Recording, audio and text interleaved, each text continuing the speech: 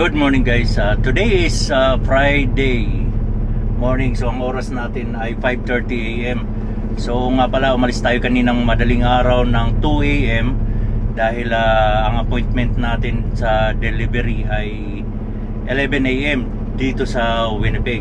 So nandito na tayo ngayon sa Verden inspection area.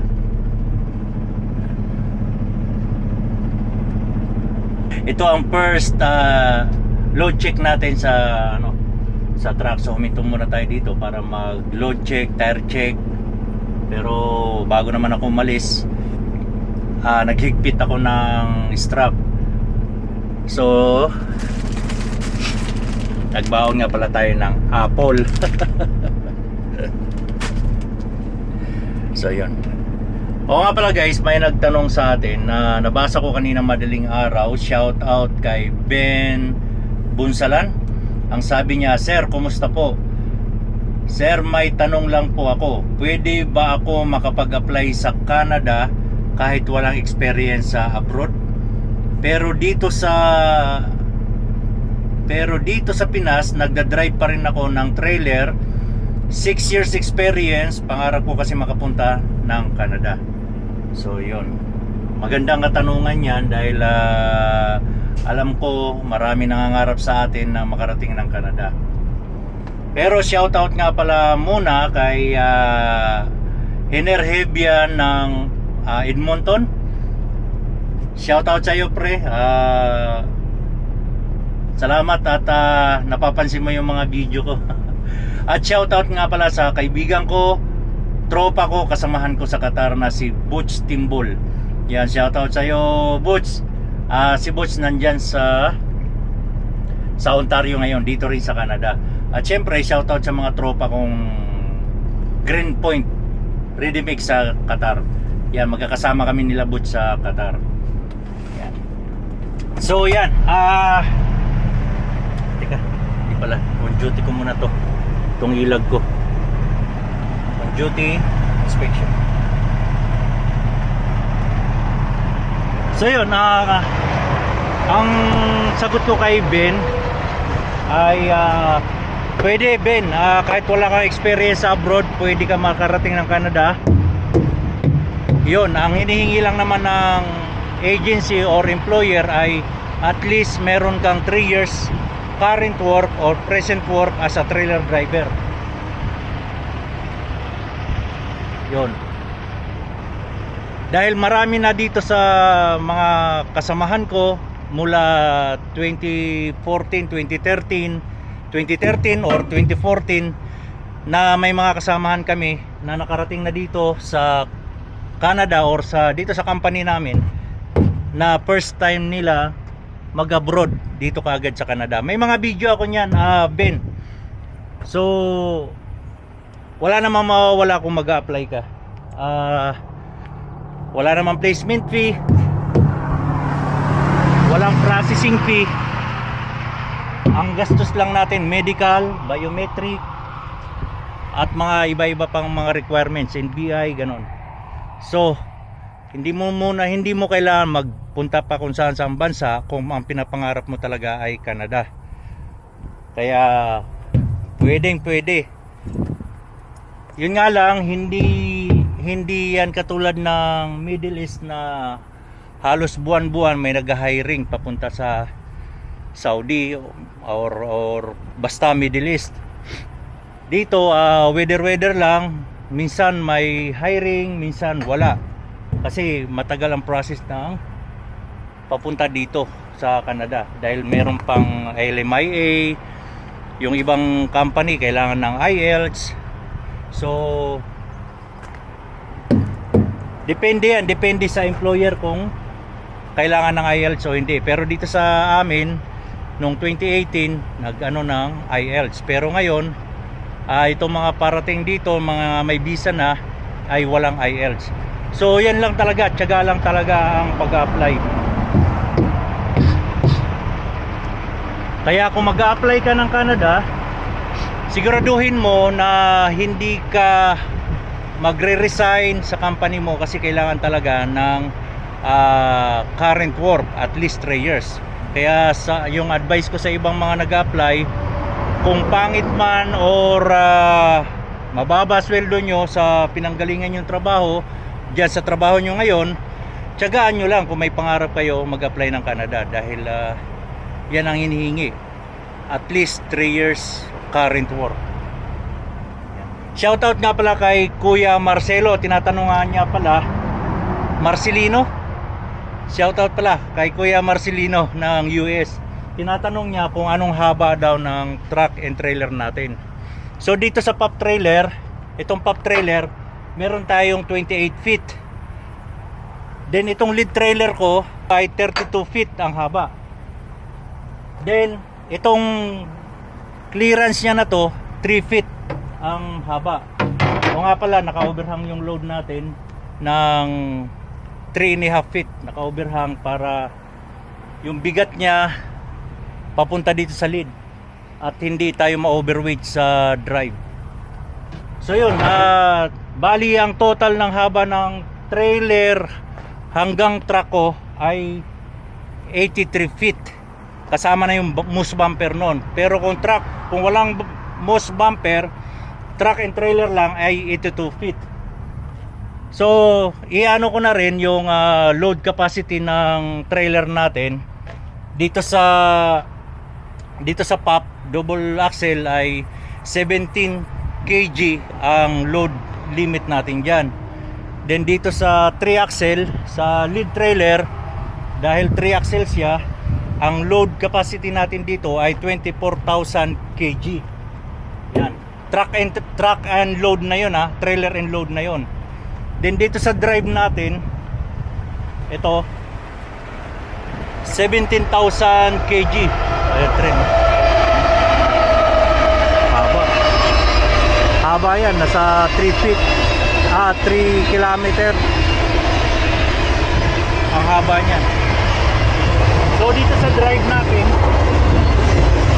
ang load capacity natin dyan, mabay pa yung tren. Ang load capacity natin dyan ay 17,000 kg. Dito naman sa steering, 5,500 kg. Yan ang load. Oy, si Ken. Shout out, Ken. Sinagisig si Ken. So yan, ano natin ang ingay ng tren.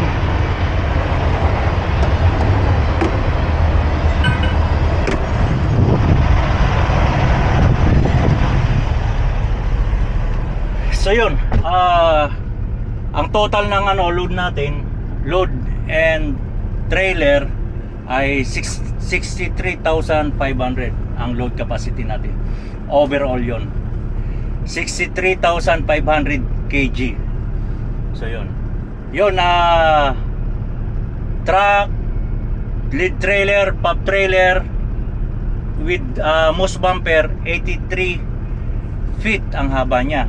Then ang load capacity natin 63,500 kg. Total na yon, truck, load and trailer. So yun, sana meron kayong makuha kahit konting idea.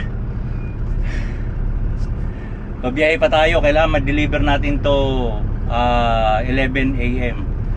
Ang oras natin 5:30, 5:40 Saskatchewan time. Pero advance yung Manitoba ng 1 hour. So 6:44 na Manitoba time. Pero ang Saskatchewan 5:44 AM na yon. Tama, hindi pa rin tapos yung tren, no? So yun, kay Ben, hindi mo kailangan mag-abroad pa kung mag-abroad kung saan sa bansa, kung ang target mo naman talaga ay Canada. So pag may pagkakataon, kung may hiring, try nyo mag-apply. Wala namang placement fee ang pa-Canada. Focus lang, katulad ako, nag-focus lang ako nung nag-apply ako pa Canada, nag-focus lang ako dahil target ko talaga Canada. Ngayon, trinay ko dahil sa tagal nga ako tinawagan ng Canada, nag-try ako mag-apply sa Europe, na ano naman kagad ako na qualified kagad ako sa STB DGL. Within 1 month o 2 months gusto na nila akong paalisin. Parang ano ako, nabigla doon. So tinanggihan ko kagad siya dahil nga ang target ko kasi Canada. Yun, nag-focus talaga ako. Yun, nasa awa ng Diyos nakalis ako bago mag 2 years. So more than 1 year ako nag-antay para makarating ng Canada. So ito na nga, andito na ako. 11 years na ako dito, guys. Same pa rin. Kung ano ako, yun pa rin. Alright, so ingat-ingat at takbong pogi lang. So takbo na tayo, guys.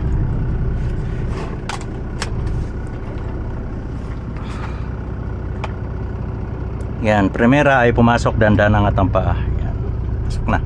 Walang sabit. Let's go. Meron pa tayong 3 hours or 297 kilometer para sa deliveran. Pakita ko sa inyo yung cambio ko. Wala akong clutch.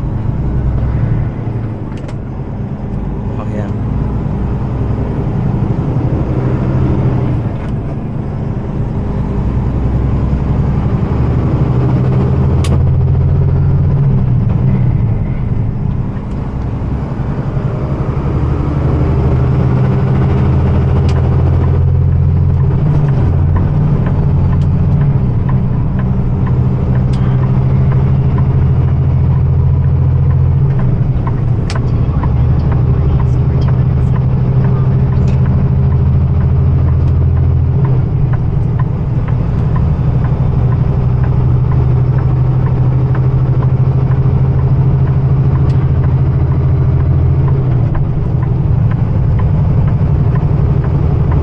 Hazard lang tayo hanggat hindi natin ma-reach yung 70 to 80 km per hour.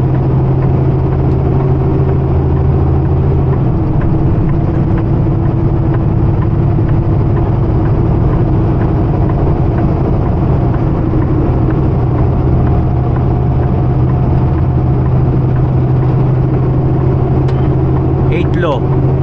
Tulak pa ganyan.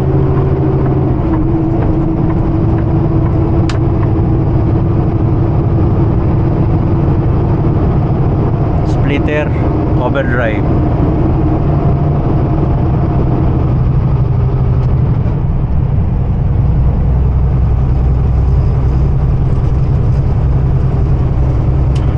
Low.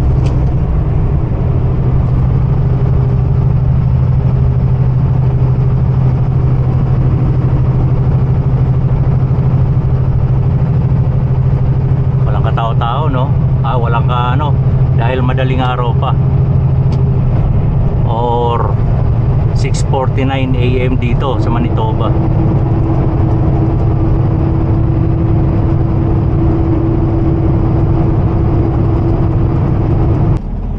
Nandito na tayo guys sa Winnipeg. Sakto lang yung alis natin na 2 AM dahil ang appointment natin ay 11 AM.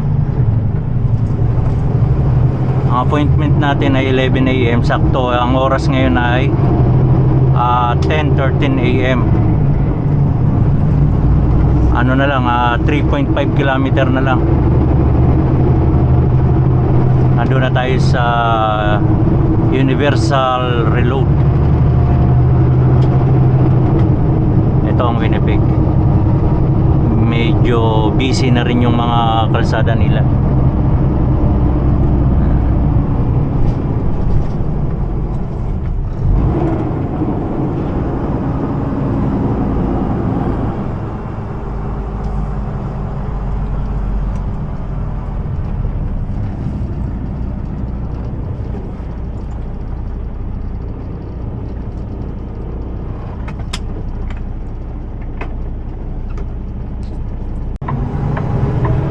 Dito na tayo guys sa Chevrier. Sharp turn.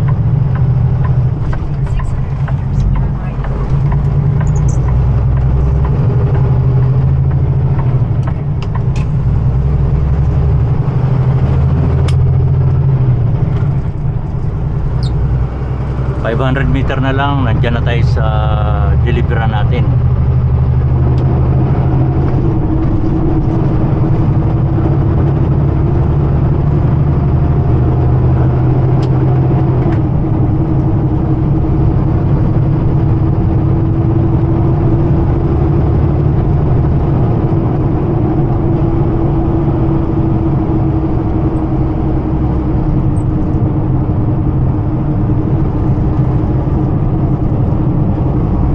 Pala to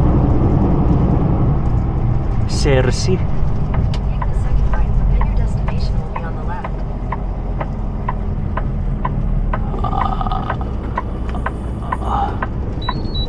Universal Reload sa kabila ang entrance.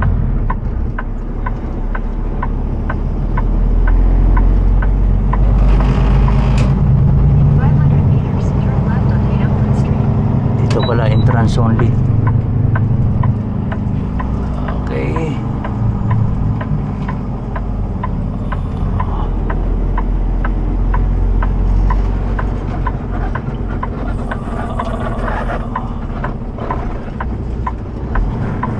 Cersei pala yung Universal Reload. Turn left.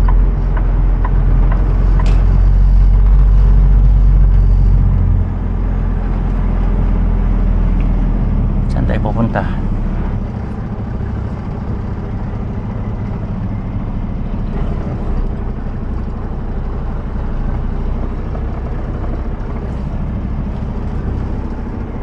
Gilid muna tayo guys.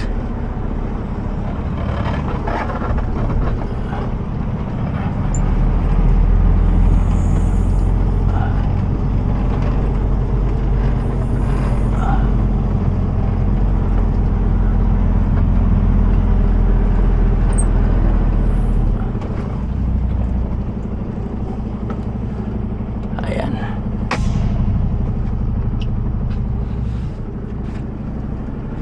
Tawagan muna natin yung Universal Reload kung saan tayo pupunta.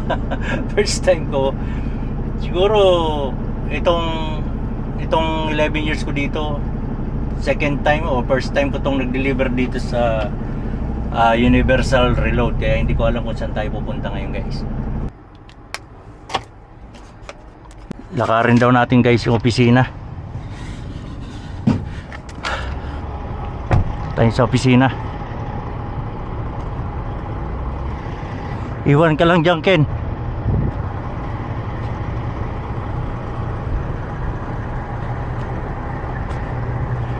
So ito yung Universal Reload. So guys, mali ang napasok natin. Sa kabilang gate pala tayo mag-i-entrance. So doon yung exit. Exit. Lalabas tayo at doon tayo papasok sa kabilang gate. Mali itong napasukan natin. Ando pa pala yung gate sa kabila, yung unang daanan. Ikot na tayo. So guys, yung entrance dito doon sa pinakaunang gate ha. Ito pangalawang gate na to eh. So meron pa doon. Unang gate, ito entrance ng Cersei. So hindi tayo diyan. Then pag natapos tayo ma-unload, ayan, na-unload na tayo. Hindi diyan ang exit ha, dito. Wala kasing signboard eh. Pakanan, pag kumarang ka diyan may mababasa ka na exit. Follow nyo lang 'yon, sundan nyo lang.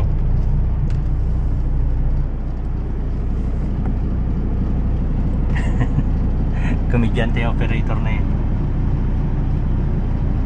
So yun ang way ng exit. Tapos sa pagkanan mo may makikita ka na signboard na exit.